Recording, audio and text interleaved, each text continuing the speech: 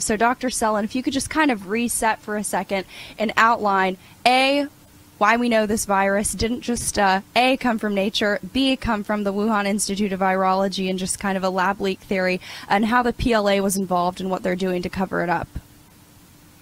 Well, you only need to look at the structure of the virus to know immediately that it was not from nature, because it has so many different anomalies. I mean, first of all, it appeared to be pre-adapted for human infection, but there are structural anomalies. There, for example, there's a furin cleavage site which doesn't exist in any other bat coronavirus relative that we can find. And we know that an insertion of a furin cleavage site would increase infectivity and pathogenicity, make it essentially more lethal. And we also know that PLA scientists know how to insert that.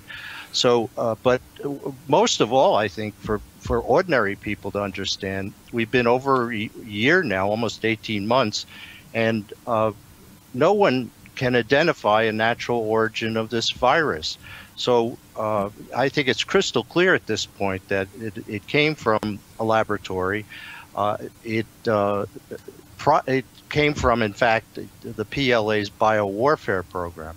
Now, I think there's been a lot of attention focused on the Wuhan Institute of Virology, but the PLA had a much broader system.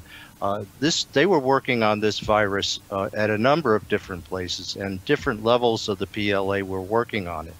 So, you know, I think the first step, of course, is to make sure everybody understands that it comes from the laboratory, and I think it's necessary now to make the link between the actual and true link between the laboratory creation of this virus and the People's Liberation Army.